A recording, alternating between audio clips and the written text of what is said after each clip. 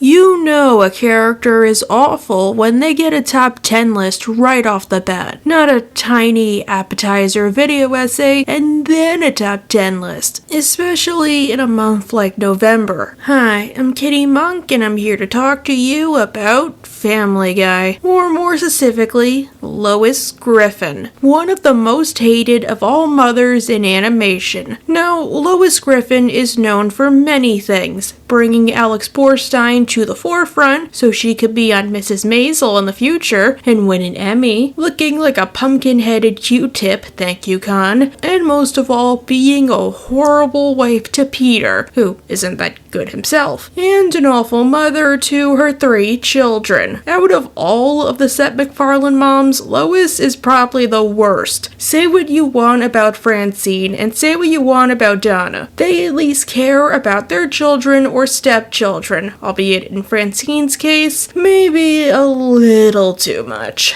Originally, we were going to count down the top 10 worst things Lois did as a mother, but I feel like it would be better to count down the top 10 worst things she has done overall. And then I realized, hey, it's the holiday season, so 15 it is. Just as you know, typical Family Guy top 10 list rules apply, meaning it has to be something that Lois did in the episode itself, and not a cutaway, because those are differing kinds of canon. Okay, now that we're clear on that, we're gonna count down the top 15 worst things Lois Griffin has ever done. But unlike previous videos, because we have 5 additional entries, we will have no honorable mentions. Let's get started.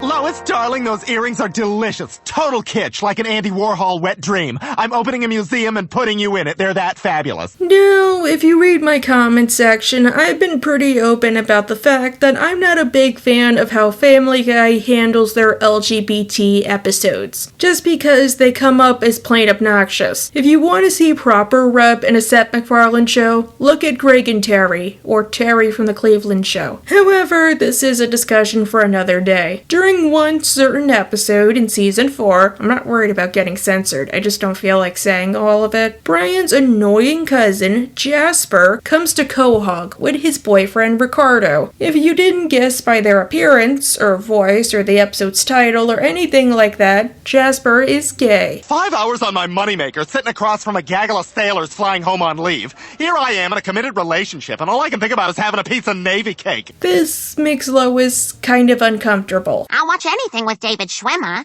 but the idea of 2 men actually getting married, it just doesn't seem right. At dinner, Jasper announces that he and Ricardo are getting married, and to make them happy, Brian allows them to get married in the backyard. Aw, how cost-effective. Lois isn't so accepting of this. Ricardo and I want to thank you for letting us have the wedding here. Oh, you having the wedding here?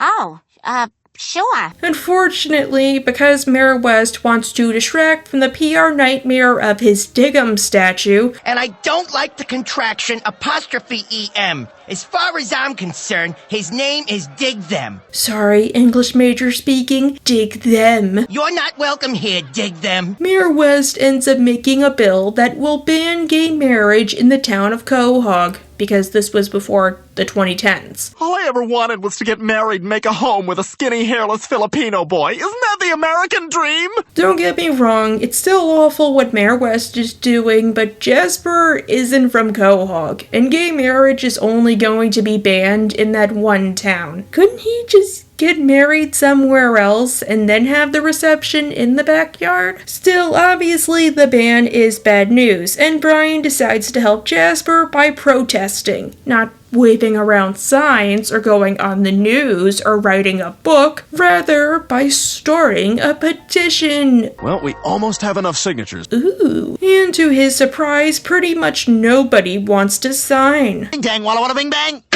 You get off my property, you pervert. Brian goes to Lois for help, as she normally is one of his biggest supporters. But it seems... Well, because I don't believe in gay marriage. You don't believe... Lois, that's ridiculous. Gay people have every right to get married. So as it turns out, despite making out with one of Meg's friends just to show her daughter how it's done, gross, Lois is against the idea of gay marriage. She even goes to the church to get advice. I just don't think it's right. Well, these questions are too big to be decided by human beings, which is why God made this film. However, because Brian won't stop his crusade, she decides to go to her parents' house and take Stewie with her. Fine. Then until this is all over, I'll stay somewhere else. Come on, Stewie. We're going to Grandma and Grandpa's. I mean, I can understand her leaving, even if I don't agree with it, but why Stewie? Because he has nothing plot-wise to do and can provide good commentary? There's a fishing lure in here. There's a fishing lure in the candy jar. What am I supposed to eat this? Eat a fishing lure? Because she's afraid he'll get corrupted by Brian. In that case, shouldn't she be taking Meg and Chris? At the Pewter-Smith household, it turns out there's a reason she is so against gay marriage. Her parents raised her to be that way. So two straight people who hate each other have more of a right to be together than two gay people who love each other? That's what we raised you to believe. You know, this gets to be worse, not only because of progress in the real world, but because a later episode revealed that Babs is a Holocaust survivor and Carter forced her to hide her identity and keep it a secret from their children. It's like perpetuating a devastating cycle. On the bright side, I will give credit where credit is due. Lois felt bad about this and tried to make up for it. I was wrong. If two people love each other, they should have the right to get married. But you have to come down and give yourself up. And hey, at least Jasper and Ricardo got married, even if per deleted scene Ricardo doesn't speak English and has no idea he's getting married. But deleted scenes may or may not be canon, so I shall hold my tongue. You really gotta stop misbehaving. You're getting on Mommy's nerves. Well, you know what'll ease your stress? Slap me across the face like a... Now let me preface this by saying that if you watched my Peggy Hill video, you should know I am against spanking as a punishment. It doesn't solve anything, it's cruel, and it's just traumatizing to a child. But it seems like Lois doesn't have clean hands in this conflict either. During Peter's two dads, Stewie has been going through the mind phase. That time when a toddler becomes possessive of anything and everything, while also realizing what the word no means, and that they can use it. Hey! These are mine! You hear me? Mine! I'm entitled to these things, Lois. Eventually, Lois loses her temper and lays hands on Stewie. That is enough! You struck me! Called Difus, or Dicif, because Rhode Island. Now, the only good thing you can say here is that compared to the later seasons, Lois did recognize what she did was incredibly wrong. Oh, honey, I'm sorry. Mommy would never hurt you. Let me give you a hug. And after it happened and she calmed down, she apologized profusely for it. I'm sure she would have done whatever to make it up to Stewie. Mommy is so sorry she hit you. I promise I will never lay a hand on you again. This is why it's so low on the list. Later season Lois would not give a single crap if she spanked Stewie. But it seems like by spanking Stewie, she also made him realize that he's one of those people who gets excited by being in pain. Humiliated and alive. My God, I haven't felt that alive in years. Stewie tries whatever to get her to spank him again, and of course, none of them work. Come on, discipline me. Make me wear panties, rub dirt in my eye. My God, I really do have problems, don't I? The subplot ended abruptly. Still, while we're talking about Peter's two dads, we should also talk about her behavior earlier in the episode, when she forgets how old her own daughter is. You don't even know how old I am! Meg, that kind of language is not appropriate for a girl your age. Or is it? I'm gonna be 17, you jerks! While it was super sweet to see Meg call out her and Peter, I gotta say, how did you guys forget? You should remember the day your dreams were permanently shattered like glass. I didn't know you know how to play poker, Lois. Yeah. Well, how you doing? Yeah. That's good, honey. Let's go. Yeah. Like my other lists, I wanted to include one bad thing the character did from the early seasons, just to show that they were always bad, albeit not to the degree of the later seasons. And believe me, unlike Brian, this was super difficult, because Lois was usually a good person. I thought about the Christmas episode, but she was pushed to the breaking point, and felt pretty sympathetic. So I went with the other worst thing she ever did, her gambling-related escapades. During The Sun Also Draws, which is in season 1, the Griffins are going on a road trip to New York in order to protest Chris getting expelled from the Boy Scouts, even though Chris doesn't want to be there because he finds it boring, which I understand. People suck, as does nature. Combine them together, and you get a recipe for disaster. Along the way, they get lost, and to make matters worse, Peter has to make biscuits like there's no tomorrow.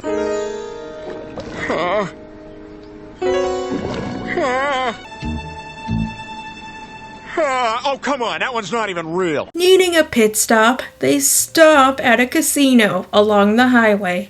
Wow, an Indian casino! Native American casino. South Park taught me that. Do I have to break out the blankets? Still, the fact they're at a Native American casino makes me think that the episode's set in Connecticut, since there are no Native American casinos in Rhode Island. Maybe this is the Family Guy version of Foxwoods. While Peter goes to the bathroom, Lois looks for directions, and is tempted to gamble. Technically, it's not really gambling. It's just us trying to rebuild our shattered culture after you raped our land and defiled our women. Well, as long as you're not using it for firewater. Oh god. Now, since I live 2 hours from AC, I understand the obsession with gambling. A reason many people do it is feeling like it gives you a sense of control you get nowhere else. You just press a button and you win, and it feels like you know how to get more money. Well, that or it's also fun. That's usually why I do it. What with the meager prizes, the comped rooms, the free drinks, the $20 bottles of water. Lois struck me as somebody who secretly has impulse problems, or problems with control in general. It's why she eventually became a kleptomaniac. This makes her the perfect candidate to be a gambling addict.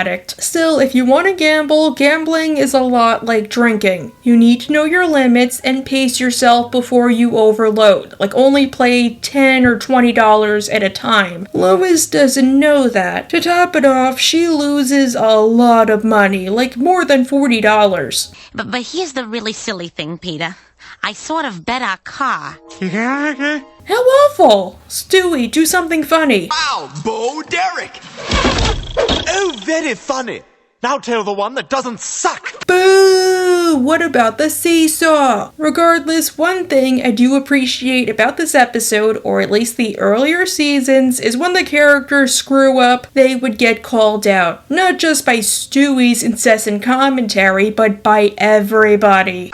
Nice going, Mom. I finally get my driver's license and you lose the car to a poker machine? How ironic. Thank you, Lacey Chabert Meg. You are fearless and fetch. Because Peter can't get Brian to wire them money, he has to try other avenues. Lois volunteers. Oh, I'm sorry, Peter. I feel so foolish. It just seemed like such a good cause. Shoulder shrug. Wait, I wasn't supposed to read that? I don't know how to make my avatar do that. After Peter discovers that every tribe member gets a cut of the casino's profits, he tries to claim that he's Native American too. Oh, wait a second, not so fast.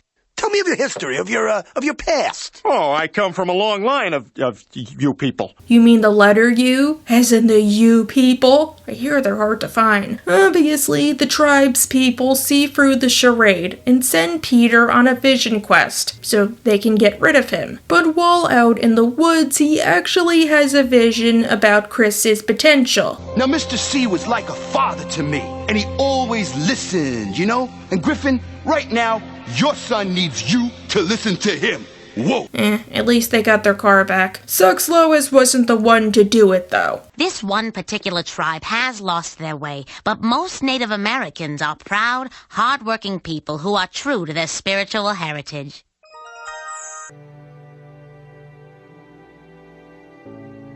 Peter, I just found this note in Chris's room. He ran away to join the Peace Corps. Oh my God, give me that. No, that. If you watched my Chris and Peter video, you would know that prior to getting flanderized, I considered Chris to have had a lot of untapped potential. He was a great artist and a great son. The problem was, he's easily led astray, or the Griffins, especially Peter, would hamper his progress, and Chris was kind of like Pearl from SU, lacking in confidence and needing to have to follow other powerful people who told him what to do. Compared to Meg, Lois has done a lot for Chris, telling him his girlfriend was cheating on him, burying Mr. Lockhart when she thought Chris murdered him. For me, this is probably the worst thing she has ever done to Chris. During Jungle Love, Chris is starting high school at James Woods High, because this was before it became Adam West High. Chris is excited, at least until the guys tell him about a hazing tradition for new freshmen. Watch out for the freshman hunt. Yeah, that's where seniors hunt down freshmen and nail them with paddles. Oh man, remember how much fun that was beating those freshmen silly? I don't know what joke to make, so I will pose a question to my viewers. What traditions did you have for your high school freshmen? Or if you're not high school, secondary, or whatever you call it. For us, we would tell new freshmen that there was a pool on the 5th floor, which we also didn't have, and one of the math teachers sold pool passes. Thanks to Peter and his friends, Chris is scared to go to school, and I get it. They're gonna know he's a freshman for no other reason than how he's dressing. Chris, what are y'all dressed up for? These are my back-to-school clothes.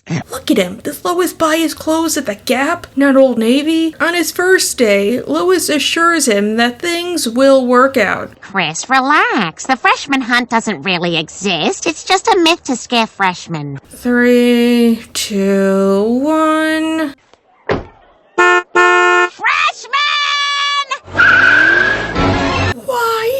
Why, Lois? I know. The plot needs Chris to get pounded like a mallard duck, per Jonathan. Or Judd, according to my comment section. But why would you embarrass and single him out for no reason? Because you thought it was funny? Because somebody paid you? Did you think maybe you were helping Chris? I need answers. Did Carter do this to you on your first day of high school? Thanks to Lois, Chris not only gets his butt kicked by everybody within a 48-mile radius, as in everybody. Oh, I got you, you freshman. But he spends the next several days also getting bullied. I never want to go back! Oh, come on. It'll get better. You just have to find your place. Maybe he'd have an easier time of it if you didn't scream, "Freshman!" like they were dropping the new Hell of a Boss episode. Come on, Lois. Not even a sorry. This leads to, of course, the main plot of the episode, Chris running away to join the Peace Corps. In his host country, Chris finds that while a fish out of water, the villagers are all welcoming, and he's able to make something of himself there. I mean, the best villager is obviously the chief's cousin Vinny. And my cousin Vinny. Hey, how you doing? Give me a word, any word at all, and I'll pronounce it funny for a nickel. The Griffins journey to get Chris to come home, where Lois says this. I mean, you just came here because you were being picked on at school. You're using these people to escape your problems. Oh my God, you're right. It's over, Lois. You don't have the moral high ground. While none of Chris's problems are solved, he is forced to go home because apparently even the natives hate freshmen. Freshmen?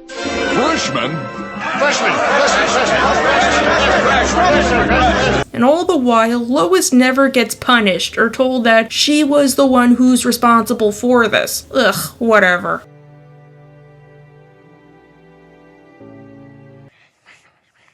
Peter, that's a prostate exam. It's an important part of a physical for men your age. You sound just like him! I'm a firm believer that harassment is not defined by gender. You can get harassed, even sexually harassed or assaulted, whether you're a man, woman, or non-binary. I mean, there was that one episode of South Park about Ike and Miss Stevenson, which did what Family Guy tried to do here 10 million times better. Or even in the earlier seasons, since we had Miss Lockhart, who sort of fulfilled that role. Still, this seems like a belief Lois has yet to shake. During Stewie Loves Lois, Peter gets a prostate exam, courtesy of Dr. Hartman. And because this is Peter and he's never received a prostate exam, he thinks Dr. Hartman raped him.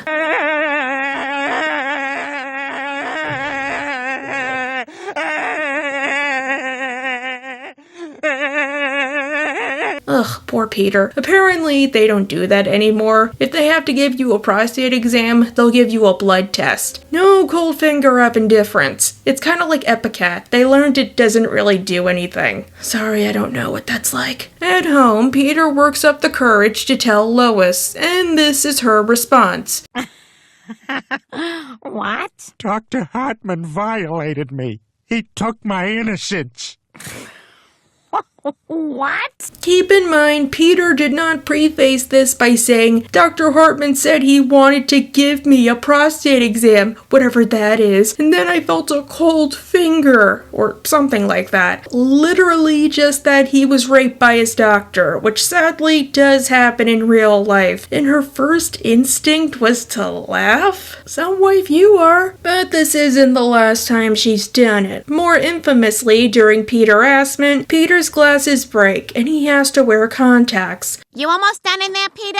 Hang on, Lois. Stupid Ollie Williams broke my glasses. I gotta put in my contacts. Something I cannot do because contacts make my face look like a frog skull. He gets noticed by his boss Angela, who harasses him the same way Darth Vader harassed the planet of Alderaan with his Star Wars step beam, I'm guessing. Griffin, I never noticed you before. I like what I see.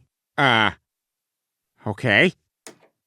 Once again, Peter works up the nerve to tell not only Lois but his whole family that Angela harassed him, and this is Lois's retort. So what? Peter, a woman can't sexually harass a man. Okay, in this instance, I would be a little more forgiving if we saw it from Lois's perspective. Like, if we didn't have any of these Angela scenes. Lois knows that Peter isn't familiar with what goes where, and Family Guy kind of has continuity. Perhaps she was remembering Stewie Loves Lois. Maybe she thought it was something like Angela bumped into him, and he mistook it for being harassed. And I would be fine if they went with that route, or made it some kind of a subplot. Then they can have, say, Peter actually explain himself, or Lois to go to work to see Peter, and then she sees Angela in action. But Lois is firm that men cannot be harassed by women, and goes on to explain herself. I mean, guys like being touched by women. It's not harassment if you like it. Double standard. And worse yet, she uses her own daughter as a more proper example for Peter, while making sure to not give Meg any kind of help after she admits that she was harassed. See, Peter, that's harassment. An older man, a weak younger woman. He could have taken advantage of her, forced her to do things to him. Now, as we saw with Jasper, Lois was built up this way so the episode could show what was wrong with this mindset, i.e. the double standard about harassment, and so she can get called out by the episode and learn a lesson. But that never happens. Peter basically has to give in to Angela's demands because she's lonely. Granted, the episode is a big mess I'm sure another critic could better handle. Heck, what makes it worse is Lois kind of enabled the abuse at one point. Like when Angela phoned home looking for Peter. I don't want to talk to her. She's gonna harass me. Don't be such a baby. I'm sorry, Angela. Peter can't talk. Call ended.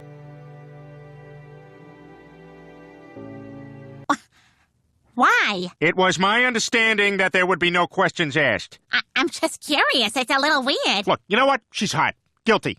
All right? Fun fact, apparently Seth MacFarlane actually reached out to the real Bill Clinton for the chance to guest star, and he refused. This episode sees Bill Clinton in town for a beauty pageant. Now that's a cankle. Where does the calf fat end and the ankle fat begin? Who knows? That's the fun. And Bill Clinton is, well, he's Bill Clinton. It's better if you watch it because words cannot describe it. One night, the Secret Service comes to the Griffin household to tell them that Bill's limo has a broken tire, and they now need a car jack. Yeah, what's the problem? We're with President Clinton's motorcade. It seems he blew a tire in front of your house. I'm not believing that. It's the oldest scam in the book. Because of Peter's Act 1 plotline about going to the gym, he thinks that Bill doesn't need the jack, because he will be the jack. The key is to put it all in your groin and your back. Take your legs totally out of the equation.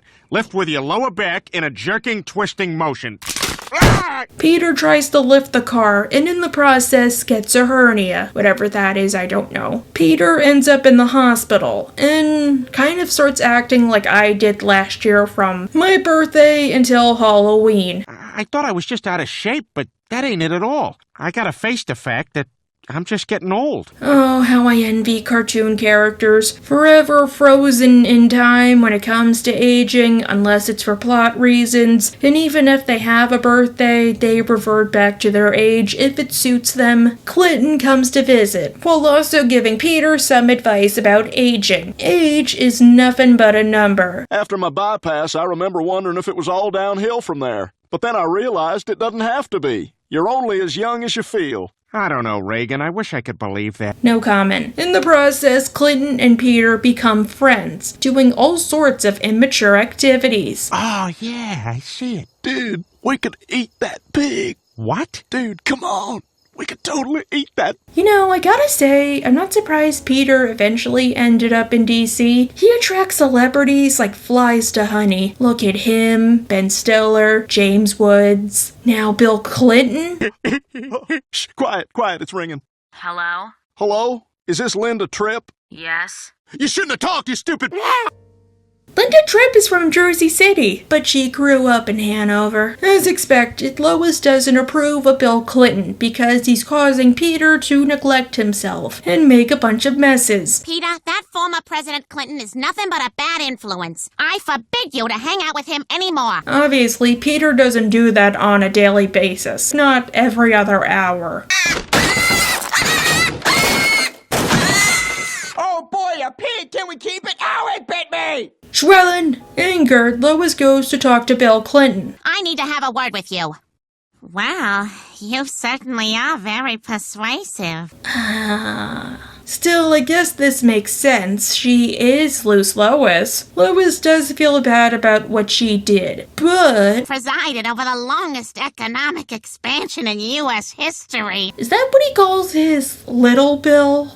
Oh my god, that's awful. This time, Lois knows she royally screwed up, or presidentially screwed up, because president, even if it was so sudden. And after coming clean to Peter, who is justifiably angry at the both of them, she decides there is only one way to pay the piper, the Mr. Peanut Butter Pickles method. The way I figure it, the only way to even things out between us is if you with someone else too. Well, it would make us even. Peter doesn't feel like doing the doing, but after some prodding, he comes up with a candidate, Lois's mama. Anybody I want? Anybody. Don't be afraid to tell me.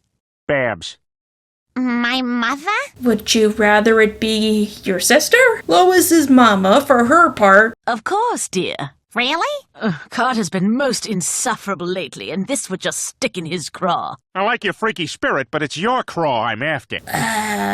Lois leads them to do the deed, but Peter can't go through with it. For the sake of our marriage. Screw our marriage. I love you. Really? Absolutely. Peter, please put clothes on. Why aren't you?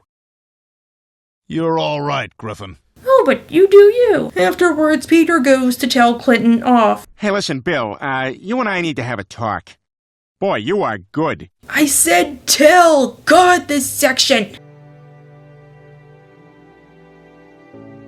Feel safe again. 100,000?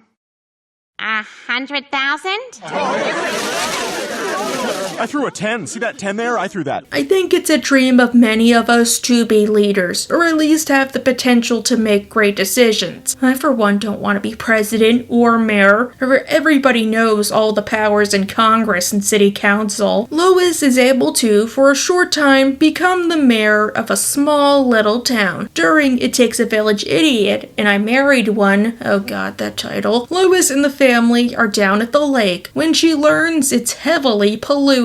So much so that it burns off their hair and exposes Brian's tattoo. Hey, you've got a tattoo. No, I don't. Is that Ziggy? No. You have a Ziggy tattoo? Jesus. Why do you have a Ziggy tattoo? Who's that? I'm sure you're wondering who the culprit is. Mayor West, who legitimately is a bad mayor, as he allowed the companies to dump for meager reasons. Yeah, I told him it was fine. What? And in return, I get free oil for my hair. Oh, but he's such a charismatic man. I mean, he was R. Kelly's lawyer, and also George Lopez's mother's lawyer. Lois eventually wins the election against Mayor West through the shadiest of tricks, showing the people of Quahog that she's not smart. Mrs. Griffin, what do you plan to do about crime in our city?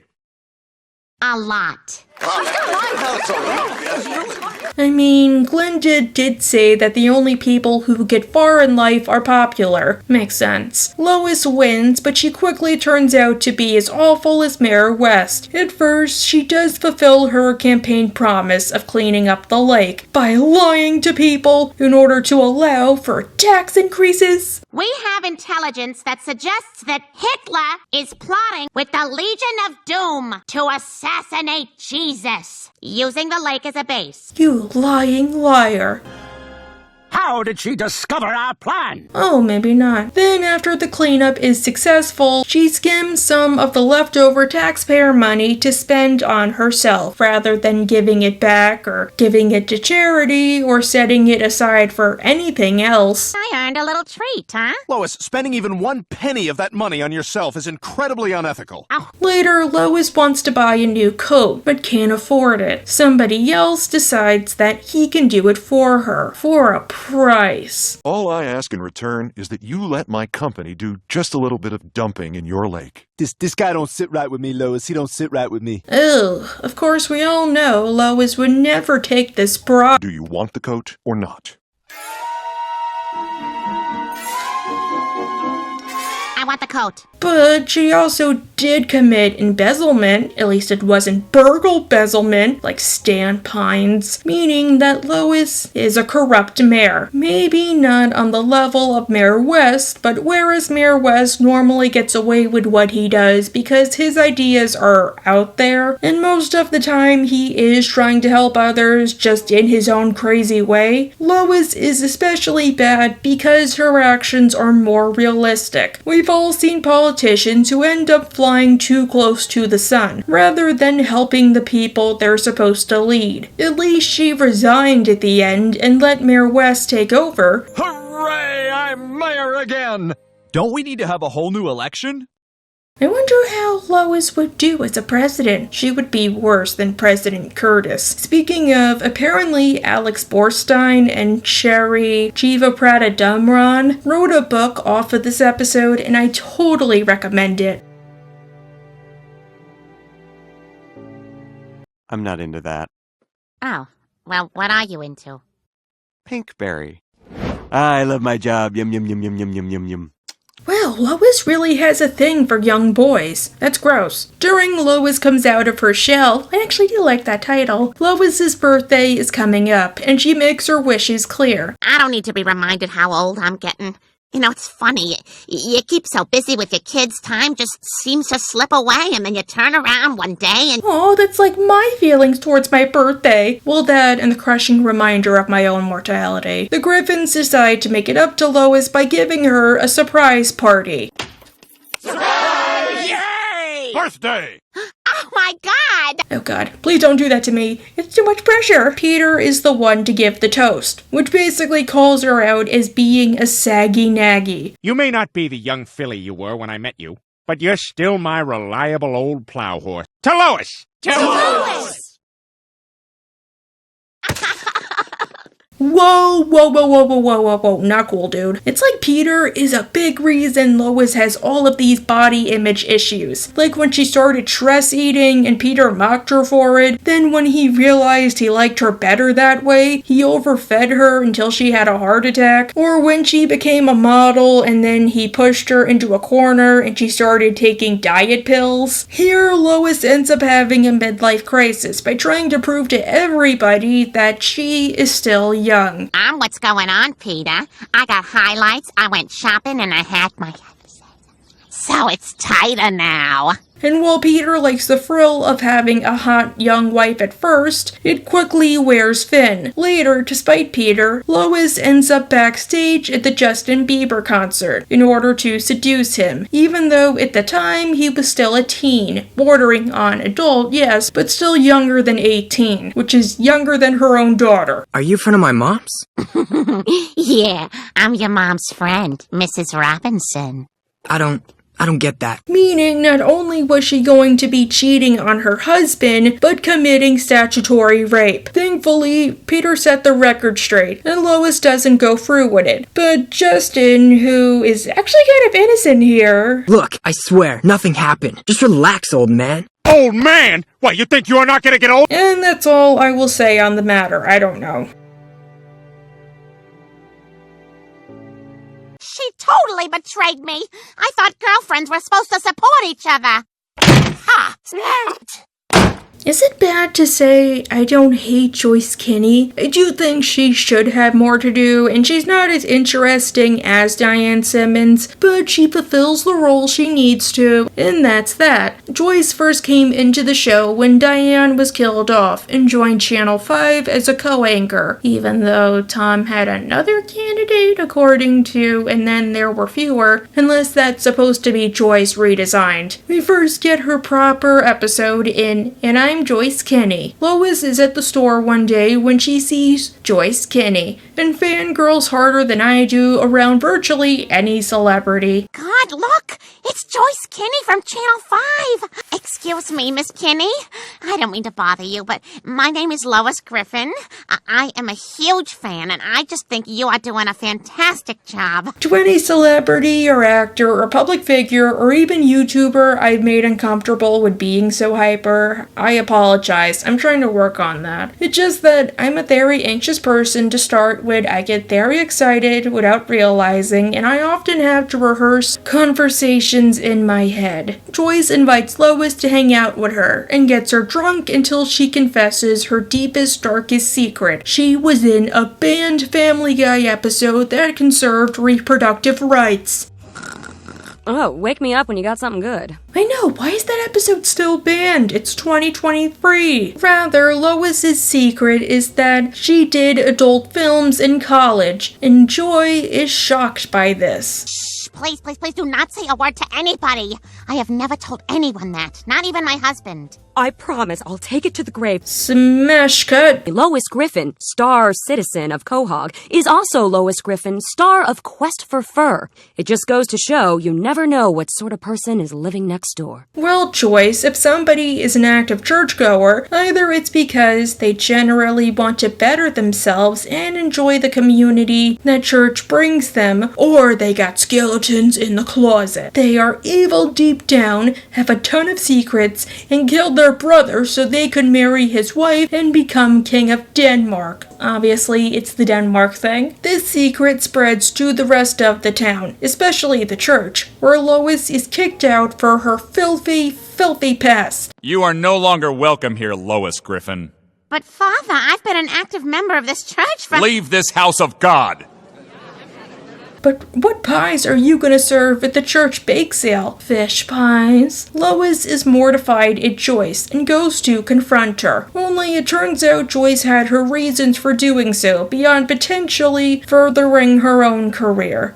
You're Joyce Shiva Prava Dumrong? Yes, but they'd never let that name on TV, so I changed it to Kenny. I thought your real name was Cherry. As it turns out, Joyce was super unpopular in high school, but joined the cheer squad hoping to make friends. Blindfolded me and told me we were going for a special celebration breakfast. When you took the blindfold off, I was standing in front of the entire school with my pants around my ankles and a hot dog in my mouth. Now, as somebody who was bullied in middle school, during which all but one of my teachers took the side of the bully until my parents got involved, I kinda side with Joyce here. True, she shouldn't have compromised her journalistic integrity, but at the same time, that prank was humiliating and traumatizing. And to make it worse, years later, after the fact, and after she got embarrassed, Lois gave a pretty weak apology. Joyce, that was a long time ago, and I'm very sorry for what I did. but we're adults now, and that doesn't give you any reason to humiliate me like this. And I say weak because Lois clearly forgot about it until Joyce brought it up. I never did anything to you.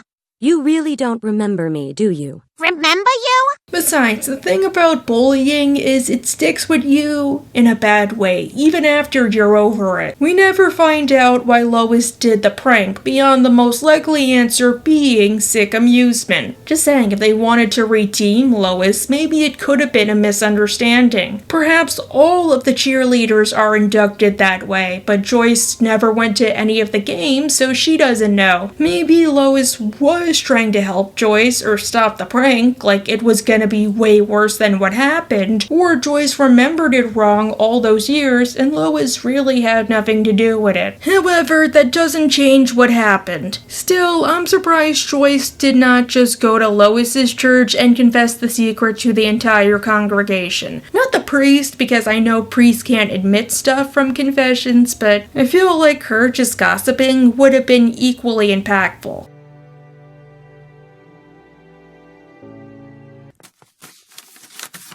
Your husband's work and poker game schedule? My menstrual cycle's on there too, but I don't mind if you don't. Wow, I can't believe this made it onto 2 top 10 lists. But I guess not everybody watched my Meg video, so it's okay. Peter has been complaining about Lois's appearance because he is such a spring chicken. 1.5 lefty apart. Oh my God, you're right. You know, I don't mind so much that you're aging. It's just the way you're shoving it down my throat. More like a Thanksgiving turkey. Happy Thanksgiving, Peachy Dubs. And this causes Lois to develop insecurity about her appearance, which honestly, that should be its own video. Around the time Meg has begun dating a boy who is normal. Lois, get in here. Shh. Meg's boyfriend.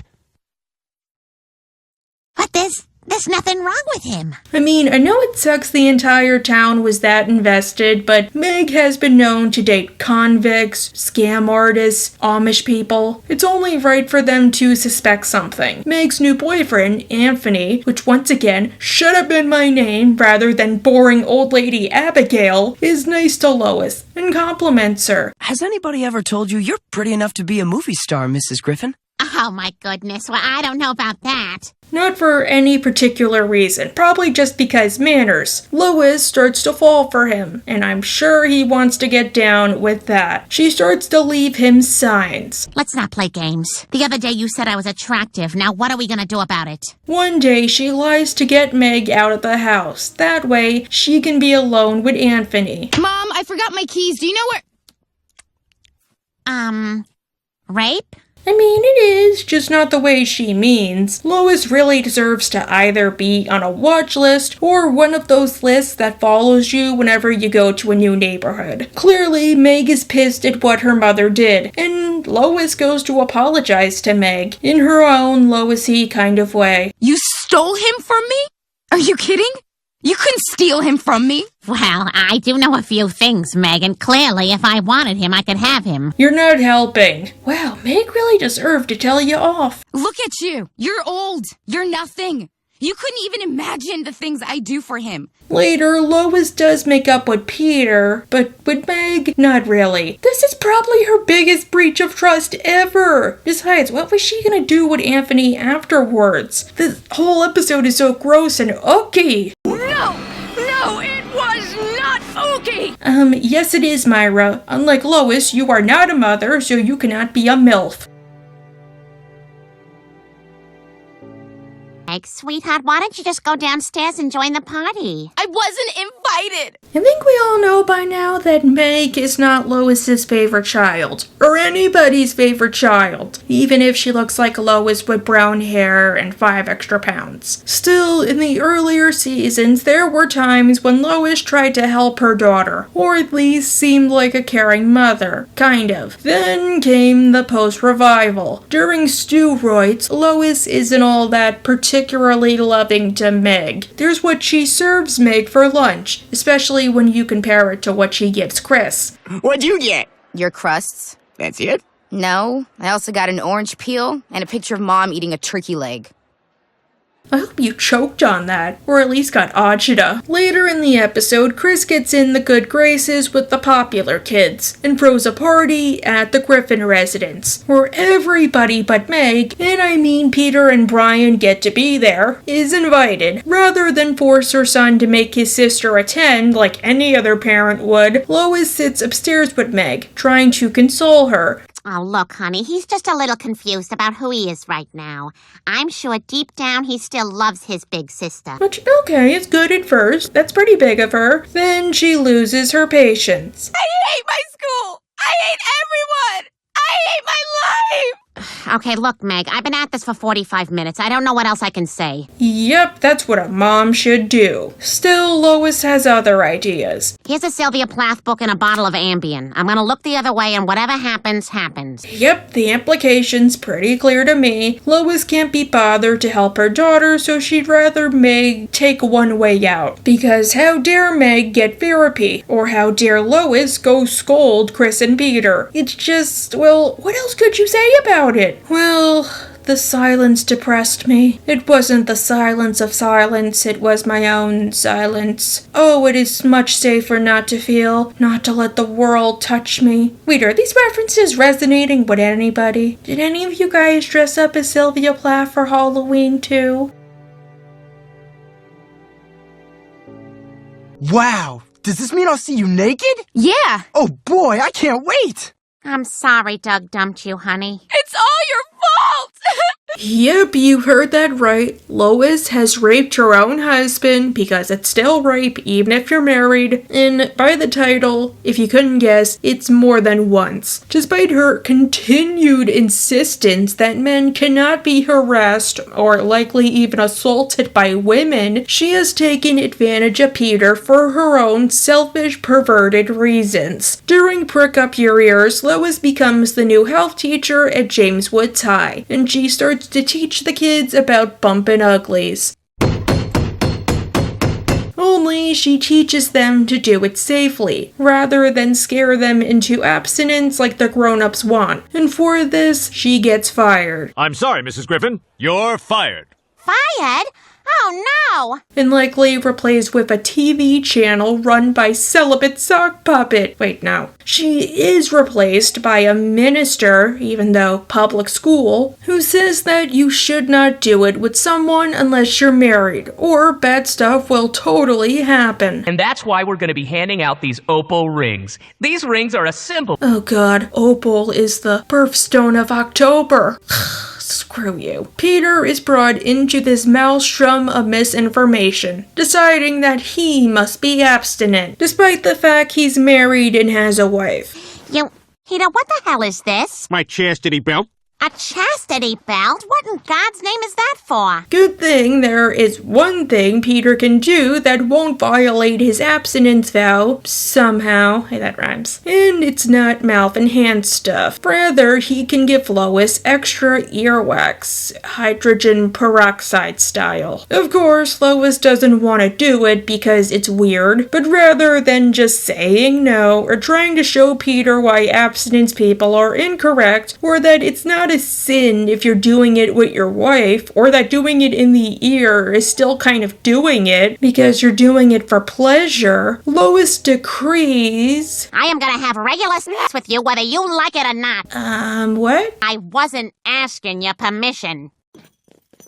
That's freaking violent. What makes it worse is that the episode acts like Lois violently doing this is apparently a good thing because it fixed Peter. Just glad to have you back on my side. I only wish I could convince Meg and her classmates too. Think of this whole scenario like declawing a cat that won't stop scratching up your couch. You might think it's okay to declaw your cat, but it's still cruel because it's like cutting off the fingers of a human at the knuckles. Wait, what was the point I was trying to make? Oh yeah, don't declaw your cat and don't take advantage of your spouse's virtue because you're frustrated. Go out for a walk, start making pottery, but do anything but that. That's why I had to put it on the list. Alright, next entry. Wait, Kitty, didn't you say there was a second time? I'm getting to that, Catherine.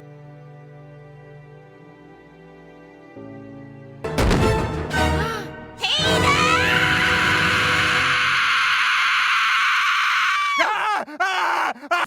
Oh, a recent example, but a negative one. During the Manchurian Candidate, oh god, that title, Peter refuses to... Munchausen, my proxy. Like he doesn't always go to Australia, land down under.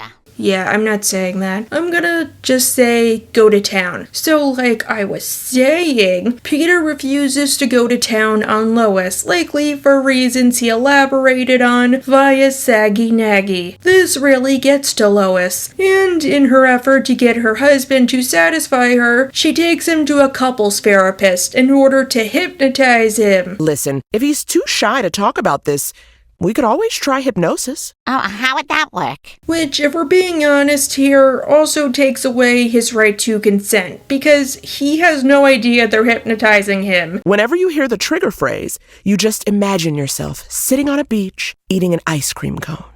I don't hate that. And when he gets hypnotized, he goes into a trance and is not responsible for his own actions, meaning that Lois is essentially raping him every time he's triggered by celebrity news. We are now in our suspended state, and from now on, whenever you hear the words extra, extra, I question the morals of this therapist. Lois doesn't think to simply question Peter on why he doesn't want to do it. I mean, speaking of consent, they could just have Peter say, Lois, look, I want to do it, I just get really nervous, I need some help. Maybe he could agree to be hypnotized. But the main reason this is separate from one of my other entries is because, one, it's a super long episode, not just a quick joke, like I'm pretty sure there's no cutaways this time, and unlike Prick Up Your Ears, Lois also got punished. Well, they both did. Lois more so. It's a long story. Point is, it blows up in Lois's face. Lois and Peter go to have dinner with Lois's parents. Well, more like only Carter. Babs is under the weather. Peter decides to make Babs a to-go plate. Hey, Babs, I got something I think will make you feel better. Aw, that's oddly sweet. But Peter now. At dinner, Lois also forgets to pay attention to the time. Wait, celebrity news? What time is it? Just about 7:30. Oh my god, oh my god! Yep, that happens.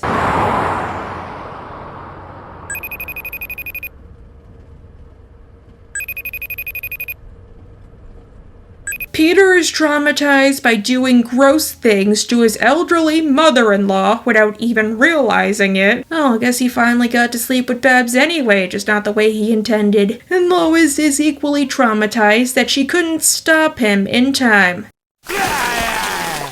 There you go. Get it all out. I gotta admit, even if I hated Lois here, I still found this episode pretty funny, just because of the build-up to that one joke at the end. It's probably the hardest I ever laughed in a Family Guy episode in a while. It sucks Peter got traumatized, but at least Lois learned it was wrong to do that to her husband. But I'm surprised she never took him back to the therapist to undo everything. Even Stan and Francine's therapist was approachable, provided you buy him a sandwich. But what's worse is he almost did it to Meg. Oh god. Peter, no! No, no, no, no! Maybe this is Lois's punishment. If so, she deserves it. Because heartless corporations make billions of dollars by foisting garbage and poison upon our children. This is the episode where Lois and Peter are against shot, shot, shot, shot, shot, shot, shot, shot, shot, shot, shot, shot, shot, shot, shot, shots. Everybody! I embarrassed myself and my family, and I am sorry for that. Peter has to kill a bat, which he's named Bat Damon. In order to understand the bat, we must first understand the vampire. So I watched Interview with the Vampire. But in the process of swatting Bat Damon away, he accidentally hit Stewie, which potentially broke or fractured his little hand. He and Lois take Stewie to the hospital and discover that Stewie's hand is fine. But here's the rub. He hasn't had his shots yet. Makes sense. They did forego vaccinating Meg and then she caught the bumps. I could totally see them either being too neglectful or stupid or lazy to get Stewie be vaccinated. The Griffins are all for bringing him up to speed. Unfortunately, they read about the possible side effects. Lois especially is super scared. And this can't be right. They actually put some of the disease in the shot? Yes. Have you ever heard of inoculation, where they put a small but inactive version of the virus that will not come to life into you for the body to learn how to fight off? Look up Maria Theresa and her efforts against smallpox. Hey man, how many questions your lady ask? Because Dr. Hartman can't just answer their questions or say, look, whatever you heard is wrong, these are safe. The pair decide against vaccinating Stewie. Peter, I understand, he's a terrible father, but Lois? And the fact this is a Lois video, I am more critical of. Sorry, we were looking something up. We were gonna get Stewie vaccinated, but now after our research, we're definitely not. Lois, just watch South Park, specifically that 1-2-parter with Stan and Duck President. Speaking of South Park, do they have to take Stewie away from y'all and put him into a rodeo? Because they will do it. Compared to the Griffins, Brian says that you should get vaccinated for obvious reasons. By not vaccinating your child? That's exactly the point. My child. He's my child, and nothing matters more than his well-being. I'd sigh roll. Wait a minute. Why is it the few times Lois cares for her children in the later seasons, it's almost always a negative? Because Lois can't just keep her beliefs to herself, she decides to get the town to change their minds about vaccinations, which we know will be super easy because the town is full of gullible, easily persuadable idiots. They start their efforts at a public park. Excuse me, are you the lady selling the bullhorn? What? No. I'm over here! At least it's at a park, not at the mall while people are eating, or an airport, or the boardwalk, or the college. Their luck picks up when Peter, who knows how these idiots think because he is one of them himself, is able to convince them against vaccinating their children. And even death. Fact. Yay! Lois can now live in her disease-riddled utopia because now her baby is safe. And also this causes an outbreak of measles. Wait a minute, where are all the other kids? Haven't you heard? There's been an outbreak of measles, and it's not just our school. Kids all over town are getting sick. Her husband is sickened with the disease, and Quahog is cut off from the rest of the world in order to stop the spread.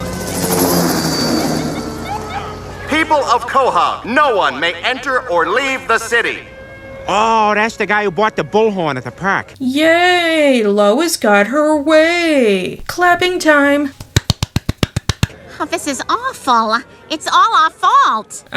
Duh. Worse yet, they can't just fix the problem by getting all of them vaccinated, because Peter destroyed all the vaccines. Wait, but why did Peter get sick? Wait, you guys, Dad might not have been vaccinated. Didn't Grandma say he was born in Mexico? Nobody remembers that, Meg. Oh, I remember that. To avoid getting sick himself, Stewie tries to escape to the next town over. And now he has a new resolve because Rupert is sick.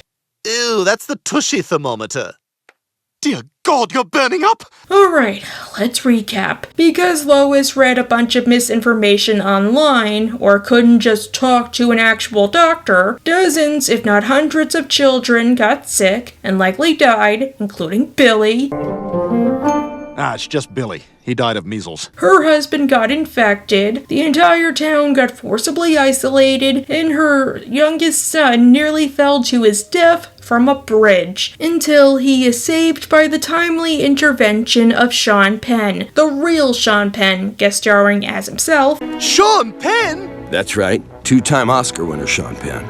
Deus Ex Machina! But as we know, only people who screwed up majorly in the past virtue signal this hard. Sean Penn is one of those people. Thankfully, Lois's mind is changed, but at the expense of a ton of death and money and off-screen tragedy. Well, I'm just happy that Stewie is healthy and only 150 people died, but not anyone we knew personally. Yeah, I know I sure learned something. Now, Lois not vaccinating her child probably would be enough to be list-worthy. I mean, look at Meg. But what makes it worse for me is why she didn't do it. First off, she doesn't even have a sympathetic reason for it like Leanne did, where she wants it to happen, but she can't get it to happen, and feels like a failure because of it. Second, she took her misinformation public and tried to get other people to think like her. Oh, but at least Stewie didn't become artistic.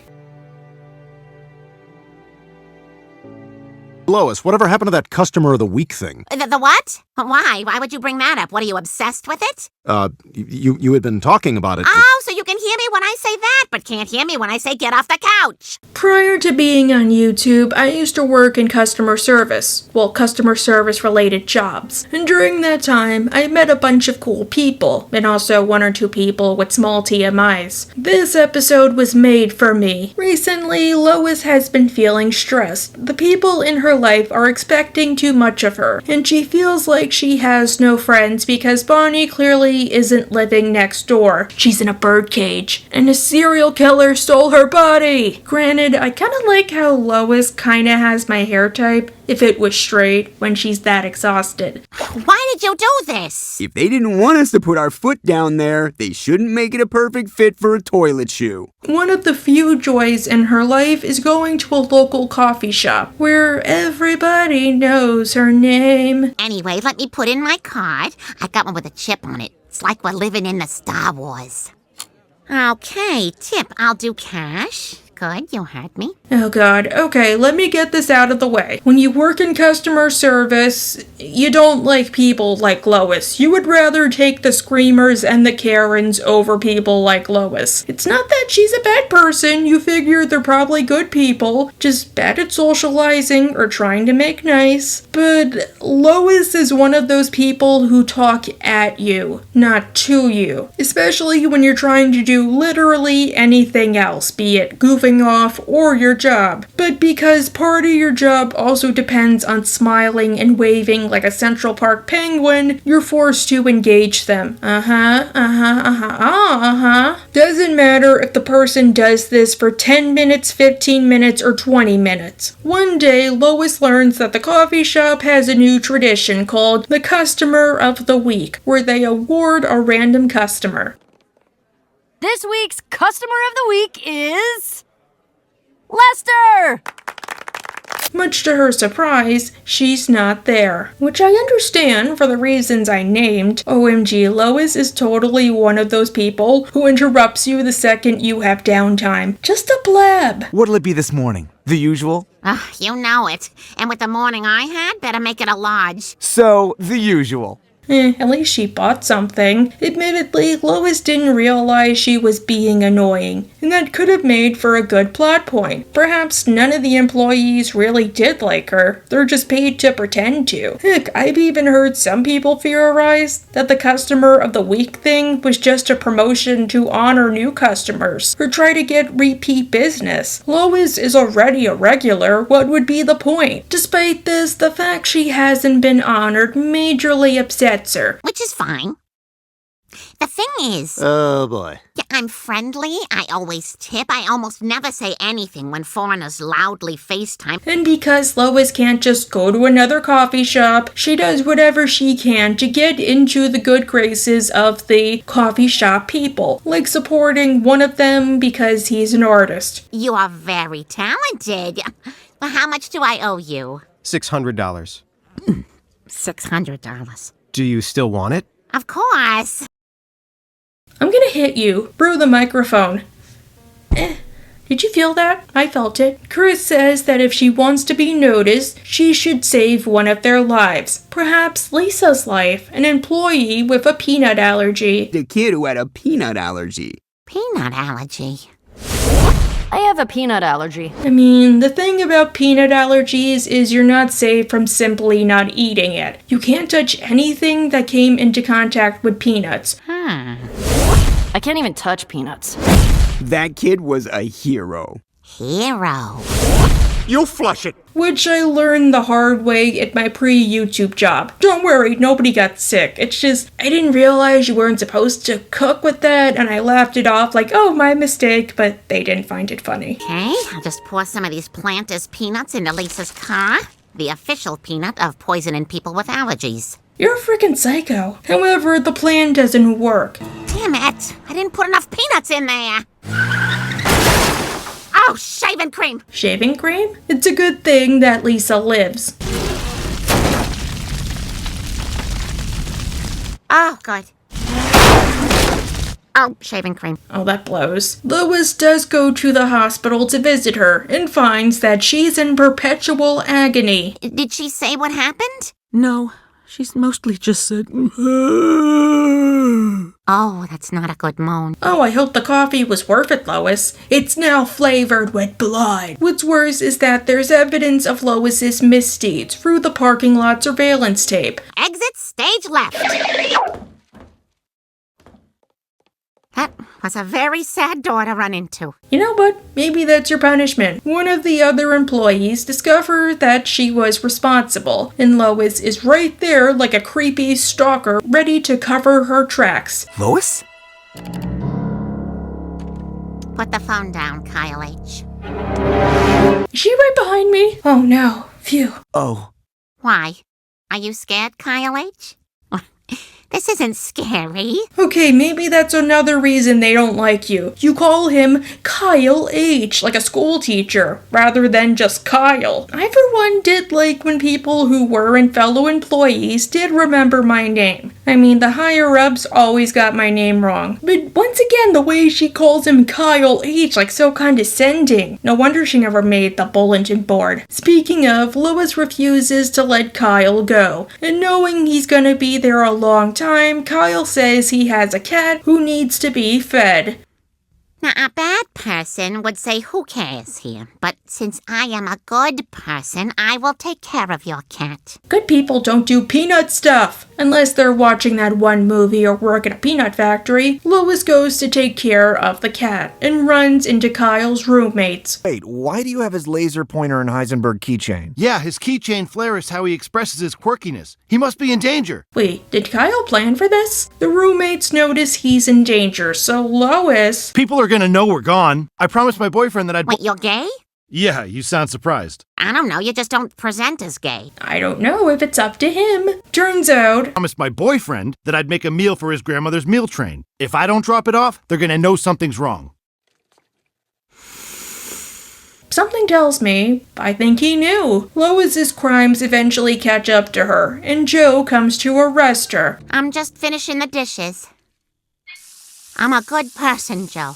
Okay, viewers, I should have told you this earlier, but please, take a shot every time Lois insists she's a good person. And why is everyone acting like this is my fault? If anything, it's Kyle H's fault. I'm a good person! In my experience, if you have to say you're a good person, you probably aren't one. Sorry, Mrs. Mayberry. That's just how ethics work. For her trouble, Lois gets 6 months in prison, which is better than the shoplifting fiasco, during which I don't think she really learned anything, which just makes it worse. She just finds a new coffee shop who happen to also have their own gimmick there. And there you go. Oh, you could have said thank you. Don't see a lot of $5 bills in there. I must be a pretty good person to give a 5. But I guess it's okay, because she won't be troubling those coffee people anymore. Good for them. Okay, Lois, bye. Bye, church. Bye, church guy. Bye, unending conversation. Bye, terrible church people. Bye.